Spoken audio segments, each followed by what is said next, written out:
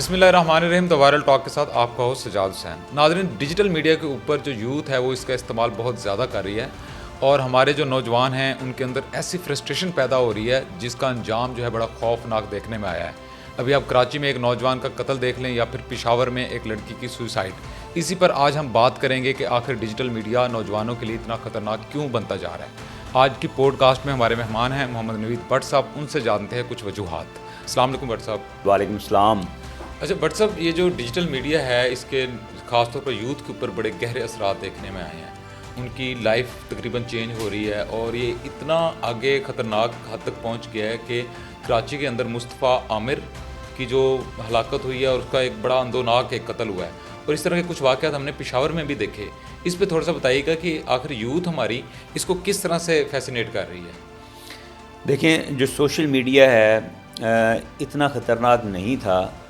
جب سے social media کو مونیٹائز کیا اور اس سے پیسے بننے کا سلسلہ شروع ہوا ہے, تب سے جو نوجوان نسل ہے اس کا جو فوکس کبھی ہوا کرتا تھا تعلیم کی طرف, کیریئر کی طرف, اب وہ ڈائیورٹ ہو گیا ہے سوشل میڈیا کی طرف. اور اس کے اوپر پھر مونیٹائزیشن جب آ گئی ہے تو پیسے بنانے کے لیے ہر وہ اوٹ پٹانگ حرکت کر رہے ہیں کہ جو کہ ایک تو ہمارے جو اخلاقی اقدار ہیں اس کے بھی خلاف ہے, اخلاقیات کے خلاف ہے, دین کے خلاف ہے.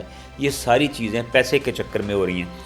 اب جہاں تک آپ نے 2 کیسز کا ذکر کیا ہے, اس میں ایک تو سائیکو اور باپ والا کیس ہے جو پشاور کے اندر ٹک ٹاکر ہیں, اس نے خودکشی کر لیا. اور وہ بعد میں جب پوسٹ مارٹم رپورٹ میں آیا جی کہ بہت زیادہ اس نے ڈرگز یوز کی تھیں اور وہ ایکسیسو جو ڈرگ تھی وہ اس کی موت کی وجہ بنی.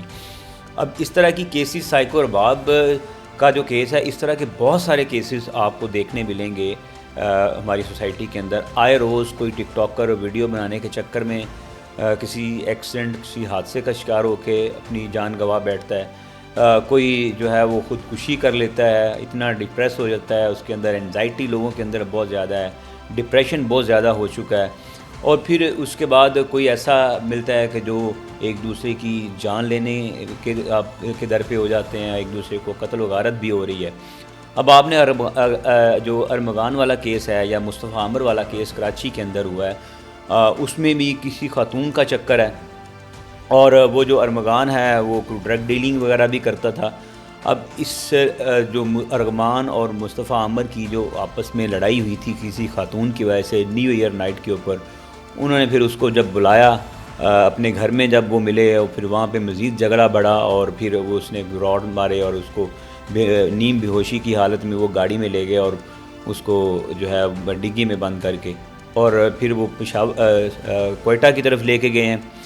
وہاں پہ جب انہوں نے دیکھا ہے کہ تھانے کے قریب جب پہنچے وہاں پہ پولیس ناکہ لگا ہوا تھا, تو وہاں سے وہ واپس آئے ہیں. واپس آ کے انہوں نے ایک ویران جگہ پہ جا کے اس کو پھر پیٹرول پھینک کے اس کو آگ لگا دی اور پھر وہ وہاں سے واپس آ گئے. اب یہ والا سین ہے نوجوان نسل کے اندر, جو انزائٹی ہے, جو ان کے اندر ڈپریشن ہے, اور وہ جو شارٹ کٹ کے چکروں میں لگ گئے ہیں. یہ چیز جو ہے پھر اس میں بہت زیادہ نمود و نمائش بھی ہے. اور وہ لڑکی کا جو معاملہ آپ نے بتایا ہے, سنا ہے کہ لڑکی وہ باہر بھاگ چکی ہے ابھی تک, اور لڑکی کو انہوں نے ظاہری بات ہے. دیکھیں, وہ مصطفیٰ عامر کی 2 سال سے مصطفیٰ عامر سے کی 2 سال سے اس کے ساتھ تعلق تھا, اس کی والدہ کا یہ کہنا ہے. اور پھر نیو ایئر نائٹ پہ اسی لڑکی کی وجہ سے جھگڑا ہوا. وہ لڑکی میرے خیال میں ارمغان کے ساتھ بھی اس کے کچھ تعلقات تھے یا اس کے ساتھ اس کی اسلام دعا تھی جس کے اوپر ان کی لڑائی ہوئی ہے. اور پھر جب یہ قتل ہوا ہے تو وہ لڑکی کو انہوں نے فوراً امریکہ بھگا دیا. اور یہ ارمغان اور یہ اس کا جو دوست تھا, یہ دونوں مل کے جنہوں نے مصطفیٰ عامر کو قتل کیا ہے, وہ پھر سکردو بھاگ گئے اور وہاں سے خبر پتر لیتے رہے ہیں کہ وہاں پہ ہمارے اوپر شک تو نہیں جا رہا. ظاہری بات ہے. پھر انہوں نے وہاں سے کالز کی ہیں مصطفیٰ عامر کے گھر میں کہ ہم نے اغوا کر لیا, اتنا ہمیں پیسے دے دیں. تو ایکچولی یہ ڈائیورٹ کرنے کی کوشش تھی, تفتیش کا رخ ڈائیورٹ کرنے کی کوشش تھی کہ لوگوں کا شک جو ہے دوسری طرف چلا جائے, یہ نہ ہو کہ ہم پہ آ جائے کہ ہم نے اس کو قتل کیا ہے. لیکن ظاہری بات ہے جو جرم ہوتا ہے وہ چھپتا نہیں ہے, ایک نہ ایک دن سامنے آ جاتا ہے. کوئی نہ کوئی جو مجرم ہوتا ہے کلو چھوڑ جاتا ہے. تو پھر اس طرح ان کو وہ ٹریس کیا گیا, ساری چیزیں سب سامنے آ چکی ہیں. تو اب یہ تو ایک کیس جو ہے وہ کھلی کتاب ہے. ویسے ڈیجیٹل میڈیا کے اوپر ہم نے دیکھا کہ ایک فیم حاصل کرنے کے لیے یا وائرل ہونے کے لیے ڈیلی کوئی نہ کوئی نیا اسٹنٹ کیا جاتا ہے جس کے اندر فیملی بلاگنگ بھی ہے, اور جس طرح آپ نے بھی فرمایا کہ مونیٹائزیشن کے چکر میں بڑی ایسی چیزیں بھی ہو رہی ہیں جو نہیں ہونی چاہیے. آخر یہ اس کے اوپر کوئی چیک اینڈ بیلنس کیوں نہیں ہے؟ اگر یہ نہیں ہوتا تو یہ ہماری جو یوتھ ہے اس کے لیے کتنا خطرناک ثابت ہوگا. جس طرح کے ابھی ریسنٹ 2 واقعات آپ نے شیئر کیے ہیں, اور بھی کافی جگہوں پہ اس طرح کے واقعات دیکھنے میں ملے ہیں. کنٹرول کی پالیسی جو ٹیکنالوجی ہے نا, جو ٹیکنالوجی ہے, ٹیکنالوجی کا فائدہ تو ہے, لیکن یہ ٹیکنالوجی آپ کو کھا جائے گی. آج سے کوئی 10-12 سال پہلے ایک مووی آئی تھی 2012 کے اندر, جس کی جو سٹوری لائن یہ تھی کہ جو آپ لوگ ٹیکنالوجی بنا رہے ہیں, یہی ٹیکنالوجی کل کو آپ کے اوپر حملہ آور ہو جائے گی اور اس دنیا کو تباہ کر دے گی. وہ چیز ہو رہی ہے. اس ٹیکنالوجی نے نوجوان نسل جو کبھی تعلیم ہوتی تھی, کیریئر ان کا فوکس ہوتا تھا کہ ہم نے کچھ بننا ہے, یہ نوجوان نسل کو چاہیے کہ وہ اتنے آگے نہ چلے جائیں کہ کل کو کسی کو قتل کرنا پڑے یا آپ کو خودکشی کرنی پڑے. ٹھیک ہے, تو اس کا انجام بہت برا ہے.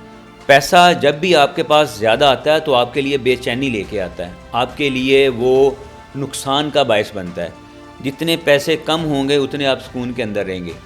ٹھیک ہے, اب زیادہ پیسوں کے چکر میں ہر وہ کام کیا جا رہا ہے جو آپ کے لیے بھی نقصان دہ ہے, آپ کی فیملی کے لیے نقصان دہ ہے, سوسائٹی کے لیے نقصان دہ ہے. پیسہ تو آ رہا ہے لیکن نوجوان نسل جو ہے وہ بے راہ روی کا شکار ہو رہی ہے. آپ اپنی اقدار ویلیوز بھول گئے ہوئے ہیں, آپ اخلاقیات بھول گئے ہیں, دین کا جو ہے نوجوانوں کے اندر جو ہے وہ بالکل ہی دور ہو گئے ہیں اس سے. تو جب یہ ساری چیزیں آئیں گی تو پھر ظاہری سی بات ہے سوسائٹی خراب ہوگی. نوجوانوں میں جو آج کل قتل و غارت ہو رہی ہے, اور پھر اس کے بعد وہ ویڈیو لیکس والا سلسلہ شروع ہو گیا ہوا ہے.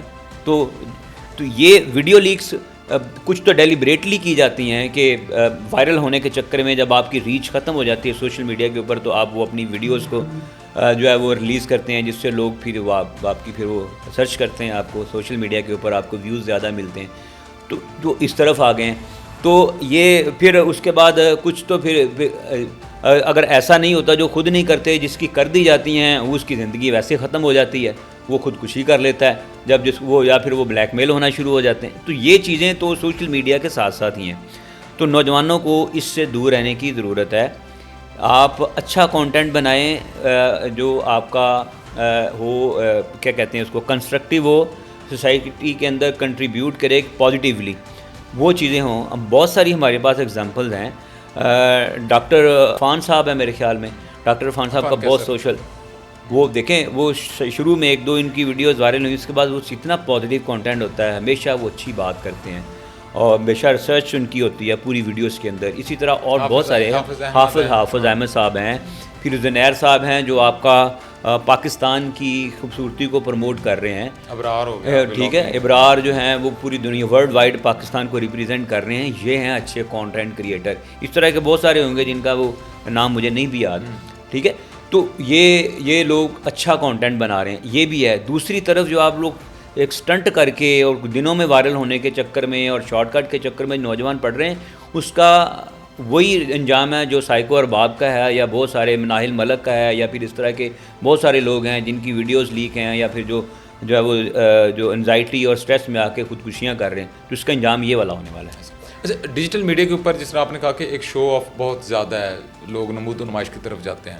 ہمارے ہاں کچھ ایسے لوگ بھی ہیں جو ابراڈ رہتے ہیں, پیسہ کماتے ہیں, جو پاکستان میں آتے ہیں تو شادیوں کے اوپر بے تحاشا وہ دولت اڑاتے ہیں. اور اسی طرح کچھ ٹک ٹاکرز ریسنٹلی بھی ایسی کچھ شادیاں ہم نے دیکھی ہیں جس کے اندر نا پیسے کو, ڈالرز کو اور 5-5 ہزار کے نوٹس اڑا رہے ہیں.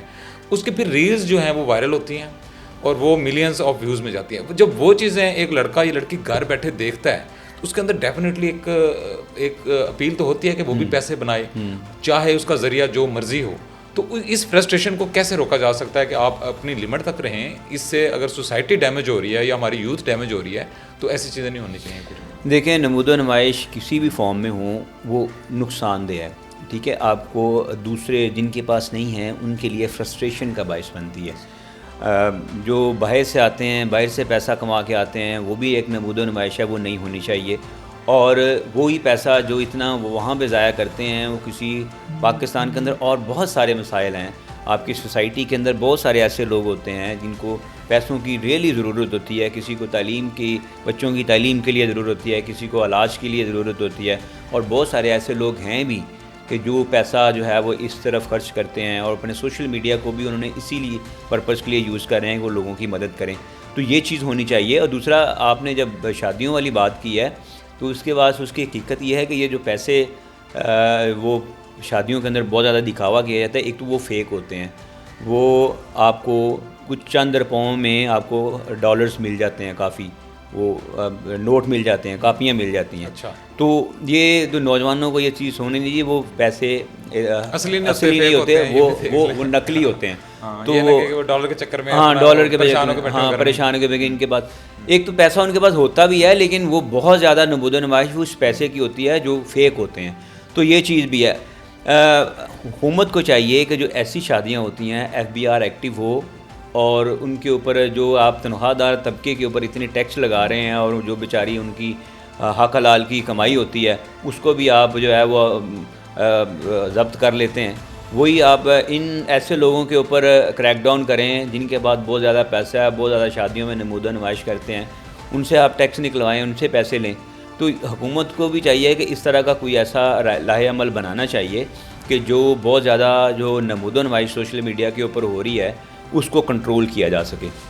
اچھا, آخر میں بتائیے گا یہ جو ڈیپ فیک ٹیکنالوجی ہے, AI ہے, یہ سپر AI ہے, اس کے تحت بھی کافی سارا کریکٹر اسیسنیشن کی جاتی ہے لڑکیوں کی, اور بعد میں ان کو بلیک میل بھی کیا جاتا ہے, یا پھر کچھ ایسی ویڈیوز جو بن جاتی ہیں پھر بعد میں لڑکا بلیک میل کرتا ہے. تو اس صورت حال سے کیسے نپٹا جائے؟ اگر کسی کی ڈیپ فیک ہے, اس ٹیکنالوجی کو کس طرح سے ہم پازیٹیو یوز کر سکتے ہیں؟ دیکھیں, کوئی بھی چیز ہے اس کا پازیٹیو اور نیگیٹیو یوز ہے. پازیٹیو یوز میں آپ کو بہت سارا فائدہ ملتا ہے, اکنامکلی فائدہ ملتا ہے, سوشلی آپ کو فائدہ ملتا ہے اس کا, آپ کی اپنی پرسنل لائف کے اندر بہت ساری چیزیں اس میں چینج ہو جاتی ہیں پازیٹیولی. اور جب وہ اس کا نیگیٹو یوز ہے اس کے لیے پھر آپ کو قانون سازی کرنی پڑتی ہے. تو آج کل حکومت نے پیکا ایکٹ بنایا ہے. پیکا ایکٹ اسی لیے بنایا ہے کہ جو نیگیٹو چیزیں اور جو فیک چیزیں ہیں جو پروپیگنڈا کیا جا رہا ہے, چاہے وہ AI کے ذریعے کیا جا رہا ہے یا ویسے کیا جا رہا ہے, ایک ٹریڈیشنل پروپیگنڈا جو ہوتا ہے وہ کیا جا رہا ہے, اس کو کنٹرول کرنے کے لیے ہے وہ. اب آپ نے دیکھا ہے کہ بہت سارے پولیٹیشینز ہیں, ان کی AI جنریٹڈ ویڈیوز تصویریں آئی ہیں, اور اس کے علاوہ وہ تحریک انصاف AI کو یوز کر کے بہت ساری آڈیوز سامنے لے آتی ہے, کچھ ویڈیوز لے آتی ہے جس کے اوپر بیس بنا کے اس کو پروپیگنڈا کیا جا رہا ہے. اصل جو میں صحافی برادری سے بھی, کیونکہ میرا بھی ان سے تعلق ہے, ان سے بھی یہ ریکویسٹ کروں گا, اس کو اگر سمجھتے ہیں کہ اس کے اندر کچھ غلط ہے تو اس کو ٹھیک کیا جا سکتا ہے امینڈمنٹ لا کے اس قانون کے اندر, لیکن اس کو یکسر ختم کرنا جو ہے وہ مناسب نہیں ہے. اس طرح کے جو عناصر ہیں جو AI کو یوز کر کے لوگوں کو بلیک میل کرتے ہیں, ان کو نتھ ڈالنے کے لیے, ان کے اوپر گھیرا تنگ کرنے کے لیے یہ قانون بہت ضروری تھا. اس طرح کے قانون جب نہیں بنیں گے, آپ شتر میں بہار سوشل میڈیا کو کر دیں گے تو کسی کی عزت نہیں بچے گی, کسی کی پگڑی نہیں بچے گی. تحریک جو ہمارے صحافی برادری ہیں اس کو تو پریشان ہونا ہی نہیں چاہیے کہ جب آپ لوگ انہوں نے نیگیٹو کوئی چیز کرنی نہیں ہے, اپنے پروپیگنڈا کرنا نہیں ہے, کوئی فیک چیز پھیلانی نہیں ہے, تو پھر کس چیز کی پریشانی ہے؟ پریشانی تو ان کو ہونی چاہیے نا کہ جو چیزیں فیک پھیلا رہے ہیں. جیسے میں نام لوں گا, تحریک انصاف بہت زیادہ پروپیگنڈا کرتی ہے اور فیک پروپیگنڈا کرتی ہے.